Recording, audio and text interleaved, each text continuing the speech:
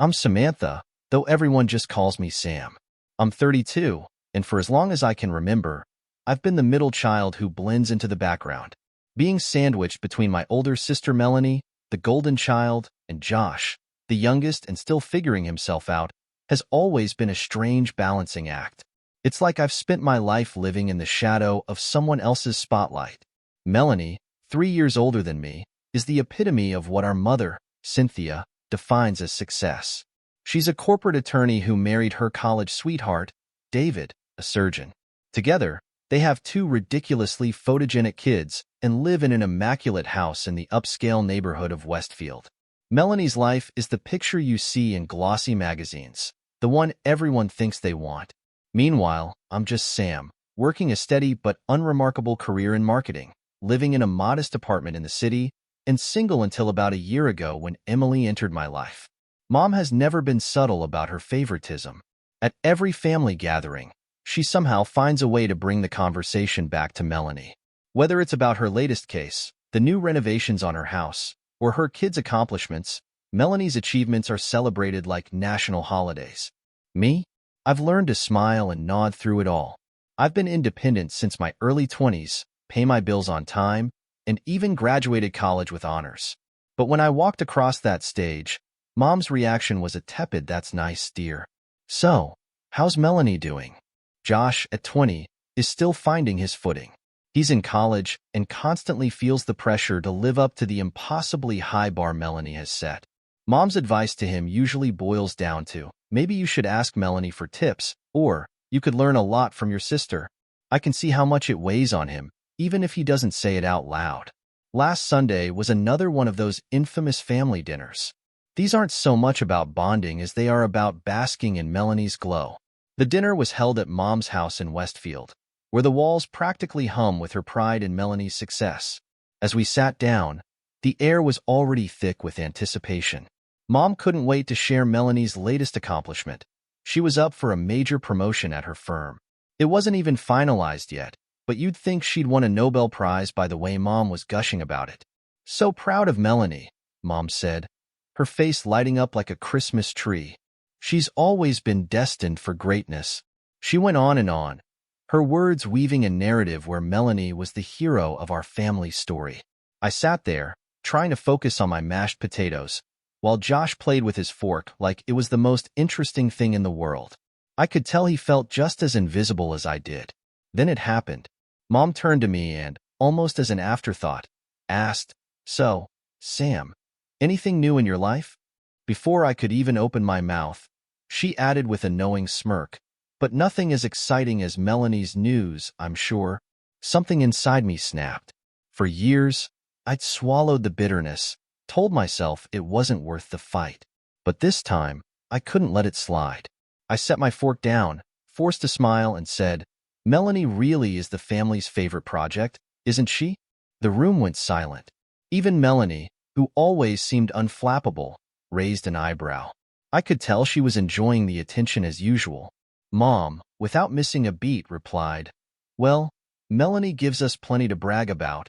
The words hit me harder than I expected. It wasn't just what she said. It was the ease with which she dismissed me, as if my life didn't even register as significant. I nodded, not trusting myself to say anything more, and let the conversation flow back to Melanie's promotion. That night, I sat in my apartment, replaying the dinner in my head. The way Mom beamed at Melanie, the way Josh and I barely got a glance, and the way I'd let it all slide for far too long. I realized I was done being the overlooked middle child. It wasn't just about Mom anymore. It was about me. I needed to take control of my own narrative, to stop letting myself be cast as a background character in my sister's story. That's when I thought of Emily. We'd been dating for about a year, and I hadn't introduced her to my family yet. Not because I was hiding her, but because I wasn't sure how she'd fit into the Melanie-centric world my mom had created. Emily was everything Melanie wasn't. She was warm, creative, and effortlessly charismatic. She ran a nonprofit focused on community development and had this way of lighting up a room without even trying. If anyone could disrupt the family dynamic, it was Emily. When I told Emily about the dinner and the family dynamics, she listened carefully, her green eyes fixed on mine.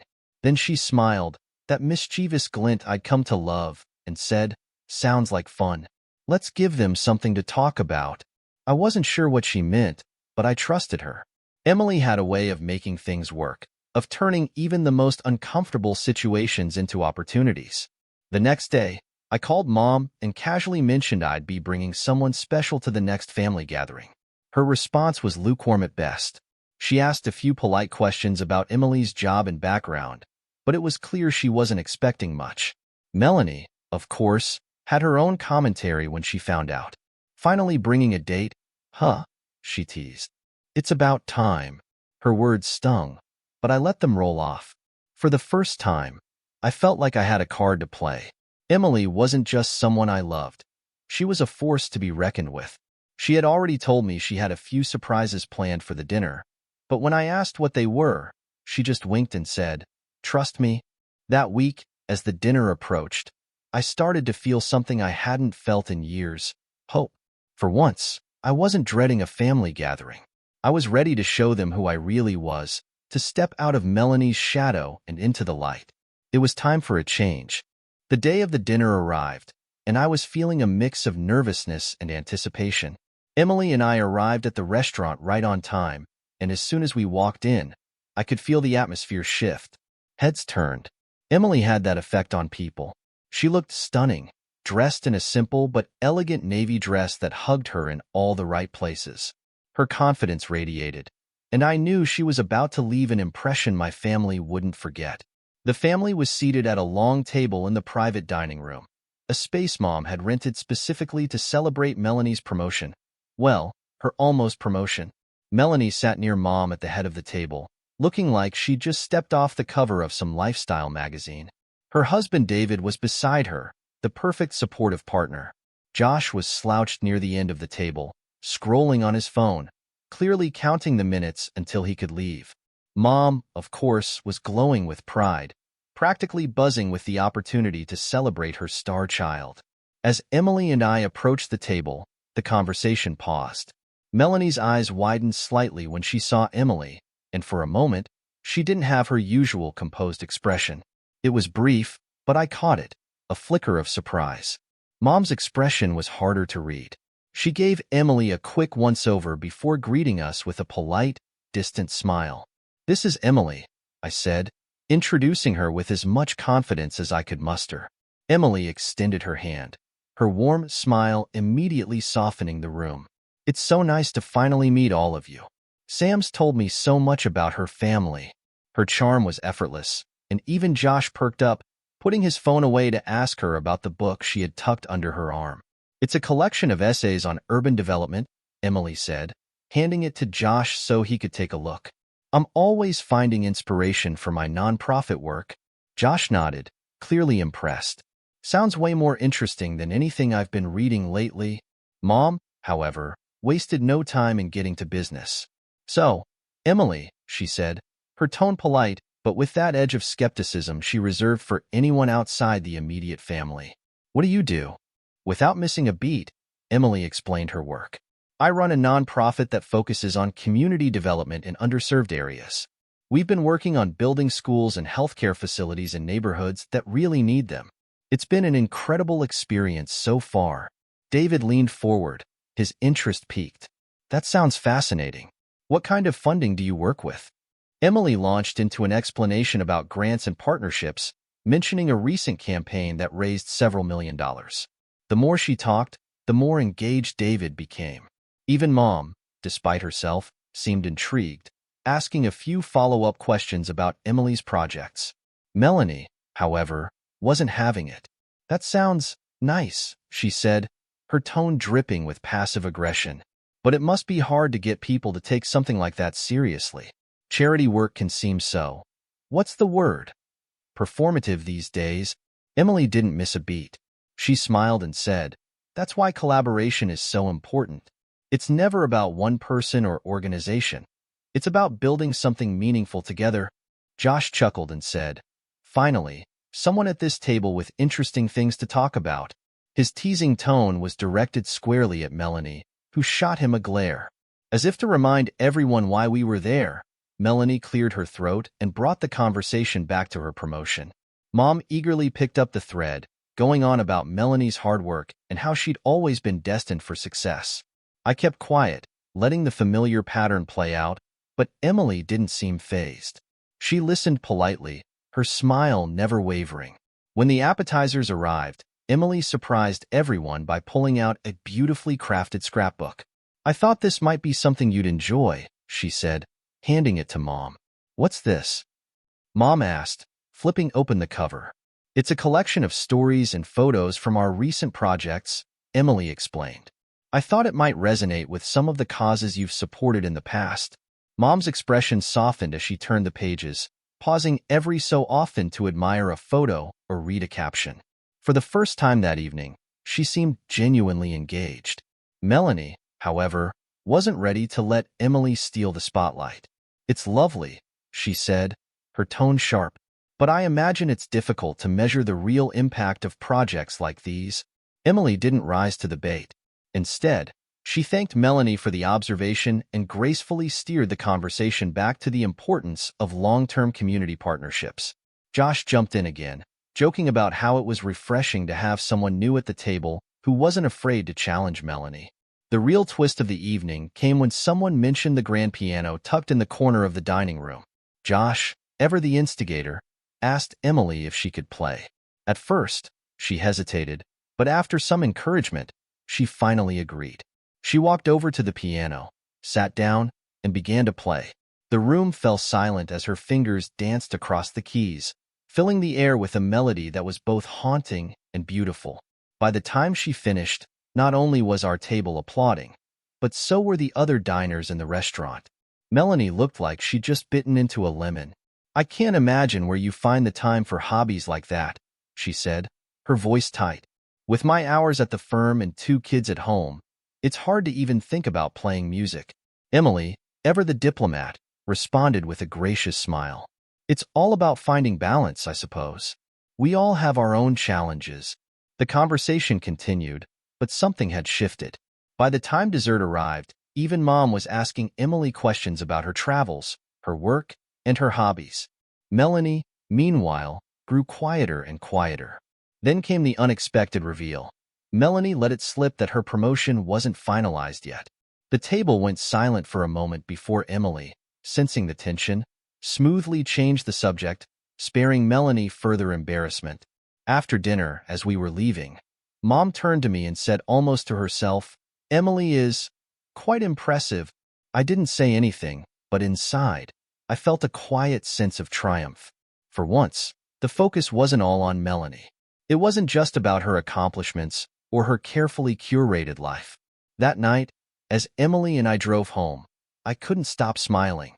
She'd done more than just make an impression. She'd shifted the dynamics in ways I hadn't thought possible. And this was just the beginning.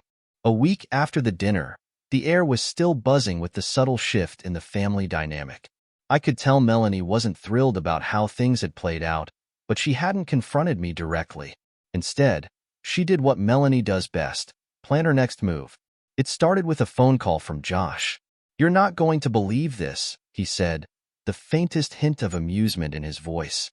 "Melanie's organizing a charity gala at her house. Guess who's the guest of honor?" "Herself." I sighed. "Of course she is. What's it for?" "Something about giving back to the community," Josh said. Translation: "It's her way of reclaiming the spotlight." Mom's already gushing about how much effort Melanie's putting into it. I wasn't surprised. After all, Melanie thrived on being the center of attention, and Emily had inadvertently stolen that at the dinner. A gala was the perfect way for her to reassert her dominance. When I told Emily about it, she didn't look shocked. Instead, that mischievous glint returned to her eyes. "A gala? Huh? Sounds fun. I think I have an idea." "What kind of idea?" I asked, both curious and slightly wary. Emily leaned back in her chair, her expression thoughtful. "Let's play along. I'll donate a painting to the auction. Something big. Something they won't forget." I blinked. "You paint?" She grinned. "Not often, but when I do, I make it count. Trust me on this one." True to her word, Emily spent the next few days working on the painting in her studio. She didn't let me see it until it was finished, but when she finally unveiled it, I was floored. The piece was stunning, a swirling mix of colors and textures that somehow conveyed both chaos and harmony. It was the kind of art that drew you in, made you feel something. Emily, I said, struggling to find the right words, this is incredible. She shrugged, as if it were no big deal. Let's see what the gala crowd thinks. The day of the gala arrived, and Melanie's house was a vision of extravagance. The living room had been transformed into a mini art gallery, with auction items displayed on pedestals and easels. Emily's painting, listed as an anonymous donation, was one of the highlights. Melanie greeted us at the door, her smile as polished as her outfit. Sam, Emily, glad you could make it, she said, her tone dripping with faux warmth. I hope you enjoy yourselves tonight. It's for a great cause, after all. We're looking forward to it, Emily said smoothly, her demeanor as gracious as ever. As the evening unfolded, Emily mingled effortlessly with the guests, earning compliments and sparking genuine conversations. Meanwhile, Melanie flitted around the room, ensuring everyone knew she was the architect of the event. When the auction began, the energy in the room shifted. Item after item went up for bid, but the real buzz started when Emily's painting was announced. The auctioneer described it as a breathtaking piece donated by an anonymous artist, and the crowd leaned in, intrigued. The bidding started modestly but quickly escalated. Melanie's colleagues and clients were particularly interested, and soon the numbers climbed higher than anyone had expected. By the time the gavel fell, the painting had sold for an eye-watering amount. Melanie looked smug, clearly assuming the painting's success reflected well on her event planning skills. But then the auctioneer thanked the anonymous donor, and Emily stepped forward, her smile calm and confident. I painted it, she said simply. The room fell silent for a moment before erupting in applause. People swarmed her, asking about her inspiration and complimenting her talent. I glanced at Melanie, who stood off to the side, her expression frozen in disbelief. She looked like she was about to implode. Dinner that night was tense. Melanie barely touched her food, her frustration simmering just below the surface. Finally, she couldn't hold it in any longer. She set her fork down and accused Emily of orchestrating the entire night to upstage her. You knew exactly what you were doing, Melanie said, her voice shaking with anger. This wasn't about the charity. It was about making me look bad. The table went silent. Mom looked between Melanie and Emily, clearly unsure how to intervene. Emily, ever the diplomat, responded with her usual grace. I donated the painting because I believe in supporting causes like this. That's all. I'm sorry if it felt like anything more than that. Josh, unable to resist, chimed in. Come on, Melanie. Not everything's about you. Melanie glared at him, her face flushed. You wouldn't understand, Josh. You've never had to work as hard as I have to get where I am. The tension in the room was suffocating. Finally, Mom spoke, her voice firm but calm. That's enough, Melanie. Tonight wasn't about competition. It was about celebrating talent and generosity. And I think Emily brought something special to this event. We should all be grateful for that. Melanie's jaw tightened, and for a moment, I thought she was going to explode. Instead, she pushed her chair back and stood up. I'm not feeling well. I think I'll call it a night. David tried to get her to stay, but she waved him off and disappeared upstairs. The rest of us stayed a little longer, trying to salvage the evening. On the way home, Mom broke the silence in the car. Emily really is remarkable, she said softly. She's something special. I didn't respond, but inside, I felt a quiet sense of pride. For once, it wasn't all about Melanie. Emily hadn't just made an impression. She'd shifted the entire dynamic. And knowing Melanie, this wasn't the end. It was just the beginning. The fallout from Melanie's charity gala was immediate and, frankly, exhausting. It started with a barrage of phone calls to Mom, where Melanie vented about how Emily and I had hijacked her event. According to her, Emily's painting reveal wasn't just inappropriate, it was calculated. Melanie was convinced that Emily was trying to outshine her, and she wanted Mom to take her side. To her credit, Mom didn't immediately jump on Melanie's bandwagon. Instead, she tried to mediate, which, as usual, meant dodging Melanie's calls when they became too much. Josh, ever the family informant, let me know that Melanie had also been making the rounds with our extended family, painting Emily as some kind of social climber who had wormed her way into the family just to take the spotlight. She's losing it, Josh said during one of our late-night phone calls. I mean, even Aunt Bev doesn't believe her, and you know Aunt Bev loves a good piece of drama. I sighed. This is classic Melanie. She can't stand not being the center of attention. Yeah, well, Josh said, she's definitely not letting this go anytime soon. He was right. A few days later, an invitation arrived in the mail. It was from Melanie. She was hosting a surprise family dinner at her house, and the message was clear. She had exciting news to share, and it was a night we wouldn't want to miss. I showed the invitation to Emily, who read it with a raised eyebrow. Let me guess, she said. This is her way of reclaiming the narrative? Probably, I said, but I can't exactly skip it without giving her more ammunition. Emily nodded thoughtfully. Let's go. If nothing else, it'll be entertaining. The night of the dinner, Emily and I arrived at Melanie's house to find it looking even more pristine than usual. The table was set like something out of a high-end home decor magazine, and Melanie was playing the perfect hostess, greeting everyone with her trademark smile. Sam, Emily, she said, her tone overly bright. So glad you could make it. The dinner began with the usual small talk. Melanie took every opportunity to remind everyone of her recent accomplishments, from her nearly confirmed promotion to the success of the gala.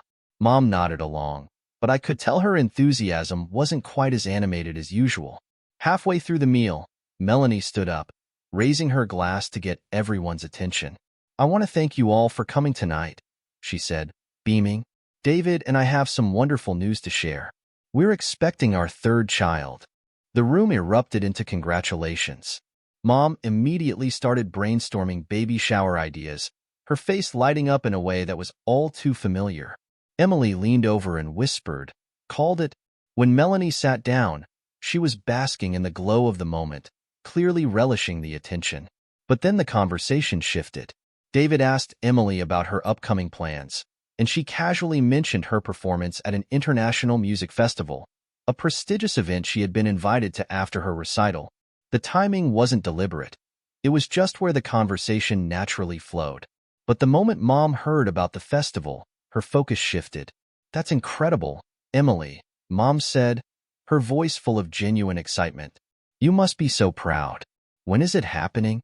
Emily smiled. In a few weeks. I've been preparing for it for a while, but I'm really looking forward to the opportunity. Melanie's smile faltered, and her grip on her glass tightened. I could see the frustration bubbling beneath the surface. She pushed her plate aside and stood up abruptly. Excuse me. I need some air.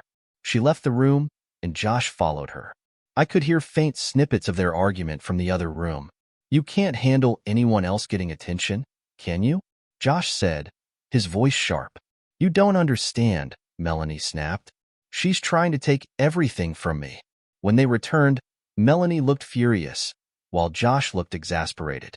The rest of the meal passed in tense silence, and it was clear that any attempt at reconciliation had failed.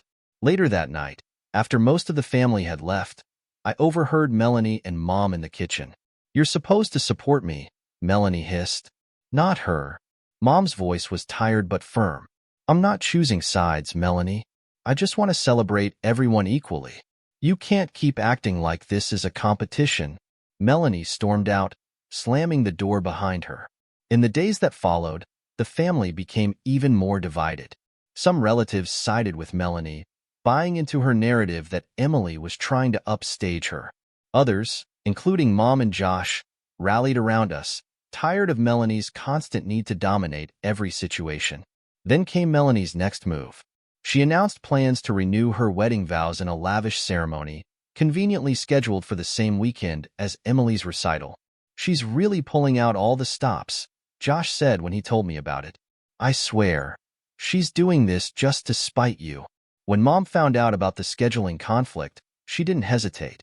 I'll be attending Emily's recital, she said firmly. Melanie can't expect everyone to drop everything for her anymore. Melanie didn't take the news well. According to Josh, She accused Mom of turning the family against her and threatened to cut ties if she didn't change her mind. But for once, Mom stood her ground. "I've spent too long letting Melanie dictate everything," she told me. "It's time to stop enabling this behavior." As the weekend approached, I felt a strange sense of peace. For so many years, I had been chasing Mom's approval, trying to prove that I was more than just Melanie's shadow. But now, I realized I didn't need it anymore. I had Emily, Josh, and even Mom on my side. And for the first time in a long time, I felt like I was finally stepping into my own. Melanie could keep playing her games, but I wasn't interested in competing anymore. This time, I was focused on building something real, something that didn't revolve around her. The weekend of Melanie's vow renewal and Emily's recital finally arrived, and the family split had never been clearer. A handful of relatives, drawn by the promise of a high-profile event complete with catered meals and a string quartet, chose Melanie's ceremony. The rest, Mom included, decided to attend Emily's recital. The recital was held in a small, beautifully restored theater in downtown Westbrook. The vintage decor and intimate setting made it feel like stepping into another era. The audience was a mix of family, friends, and locals who came to support the performers. I could feel the warmth in the air as people filtered in, chatting excitedly and taking their seats. Josh sat next to me, practically buzzing with energy. "I can't wait to see Melanie's reaction when she finds out Mom skipped her vow renewal," he whispered with a smirk. "She'll be livid," I said, shaking my head. But honestly, that's not my problem anymore. As the lights dimmed and the recital began, the tension I'd been carrying started to melt away. Performer after performer took the stage, each showcasing incredible talent. When it was finally Emily's turn, I felt a surge of pride. She walked onto the stage with her usual poise, her presence commanding without being overbearing. The moment she sat down at the piano and began to play, the room fell silent. Her music wasn't just beautiful, it was transformative. Every note seemed to carry emotion, weaving a story that resonated with everyone in the audience. When she finished, the applause was thunderous. People stood, cheering and clapping, their admiration spilling over. I glanced at Mom, who was sitting in the front row. She was clapping harder than anyone, her face lit up with pride. After the performance, there was a reception in the theater lobby. Family members who had attended were gushing about Emily's talent, congratulating her and asking about her future plans. Even some distant relatives, who I never thought would warm up to anyone outside Melanie's circle, seemed genuinely impressed. Meanwhile, across town, Melanie's vow renewal was not going as smoothly. According to Josh, who got the full scoop from an extended family member later, Melanie had noticed Mom's absence almost immediately. She tried to brush it off, but during her toast, she couldn't resist making a passive-aggressive comment. "Some family members have decided to prioritize other commitments," she said, her tone icy. "But I suppose we can't expect everyone to understand the importance of family." The comment made the room uncomfortable, and several guests exchanged awkward glances. But Melanie didn't stop there. She called Mom out by name, saying it was hurtful and disheartening to feel unsupported by her own mother. Mom, who had been getting updates via text from a relative, responded mid-event. She sent Melanie a simple message: "You made your choice, I made mine." By the next morning, word of Melanie's outburst had spread among the family. The perfect image she had carefully curated began to crack. Some relatives who had sided with her started questioning her behavior, and a few even reached out to Mom to express their support. When Melanie confronted me about the weekend, she was livid. She accused Emily of deliberately trying to overshadow her and claimed that the recital's timing was no coincidence. "This is exactly what she wanted," Melanie spat. "To turn everyone against me." Emily, calm as ever, didn't take the bait. Instead, she suggested that Melanie sit down with us to talk things through and try to mend the family dynamics. "Why would I need her help?" Melanie snapped. "I don't need to fix anything. You're the problem, not me." It was clear she wasn't ready to have an honest conversation, and I wasn't going to force it. Later that evening, Mom pulled me aside. "I've been thinking a lot about everything," she said, her voice quieter than usual. "I can see now how much pressure I put on Melanie over the years. I wanted her to be perfect, and in doing so, I think I created this competition between the two of you. It wasn't fair, Sam. I see that now." Her words caught me off guard. For years, I had waited for Mom to acknowledge the favoritism, the way she always seemed to prioritize Melanie's accomplishments over mine. Hearing her admit it was both validating and bittersweet. "It means a lot that you're saying this," I said finally. "I just wish it hadn't taken so long." "I know," Mom said, her eyes misty, "but I want to do better. For you, for Josh, for all of us." In the weeks that followed, the family began to settle into a new normal. Our gatherings became smaller, more intimate, and surprisingly peaceful. Emily's presence became a central part of these moments, her warmth and charm helping to bridge gaps and heal old wounds. Melanie, on the other hand, withdrew. She stopped attending family events and kept her distance, refusing to acknowledge her role in the growing divide. Some relatives stayed loyal to her, but many grew tired of her constant need to control the narrative. One afternoon, while Emily and I were preparing dinner, Josh stopped by with some news. "Melanie's telling people she's cutting ties with you," he said, his tone half annoyed, half amused. I shrugged. If that's what she needs to do, then so be it. I'm done chasing her approval. Josh nodded. Good. Because honestly, Sam, you're better off without her drama. He was right. For the first time in years, I felt free to focus on the people who truly mattered, free to live my life without worrying about whether it measured up to Melanie's. Emily's recital became an annual tradition, something the family looked forward to every year. Mom, who had once been so focused on perfection, started celebrating each of us for who we were, not for what we accomplished. Even Josh, who had always tried to avoid the family drama, found his voice and became an integral part of our new traditions. Looking back, it was clear that Melanie's departure had been a turning point. It hadn't been easy, but it had forced all of us to confront the toxic dynamics we had been living with for so long. I no longer felt like the invisible middle child, the shadow in Melanie's spotlight. I had my own light now, one that burned brighter than I ever thought possible. And with Emily by my side, I knew that this was just the beginning.